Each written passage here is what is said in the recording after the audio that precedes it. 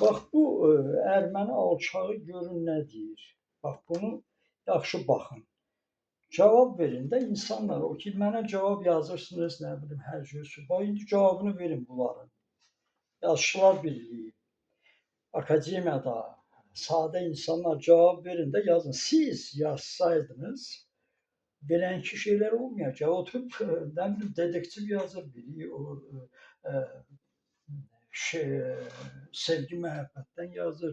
Yəni sizin bu akademiyada oturubsuz, yazıçılar birində nə ilə məşğulsunuz? Siz olsaydınız, yaxşı yazsaydınız, tarix yazsaydınız ruslara, onlar bizə lağa qoymazlar. Gör nə deyir? Bakinski, Çuşki. Bunlar deyir, ha, Bakı Çuşkası deyəndə mən onda 70-ci illərdə Bakıda oxuyanda onda erməni ilə yenə davam edirdim. İrəvandan gəlib burada məsələ həll edirdim.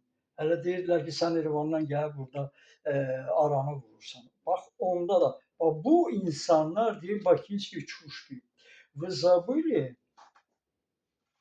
как русские, да, вас учили стоять там в туалет ходить.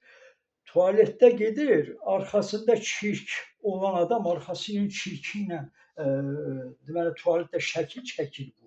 Və İrəvanda 1920-ci illərdə bunların xalqını aparıb tualetə məcbur edirlər ki, çimsinlər, iylənirdilər. Hə. Bu alçaq durub bizə gör nə deyir. Deyir ki, Bakinski, Çuşki, забыли русских. Кого забыли? Смотрите, кто. Они пришли якобы нам в Azərbaycan da, gəliblər Azərbaycanda və bu ruslar, küçəni süpürənlər gəliblər ki, Azərbaycana mədəniyyət öyrədirmişlər. Bu alçaq deyir, ha. Bu Noyan tapandadır da.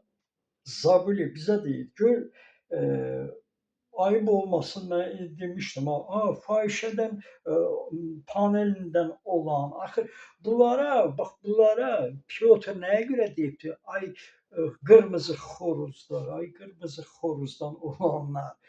Adlarına qırmızı xoruz qoyub gəlib bizə deyir ki, bu həmin o ruslar necə ola bilər? Gəlib Azərbaycanlılar öyrədirmiş təmizliyi.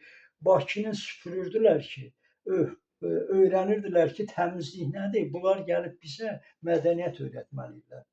Мы вас учили, что такое чистота. А вы говорите, мы культурно, и этот вот бедолага, этот Петровский холоп несчастный, этот Петровский, Петька, еще над нами смеется, который в туалет ходит и рисует там картины. Ай, лучших мы габама, да,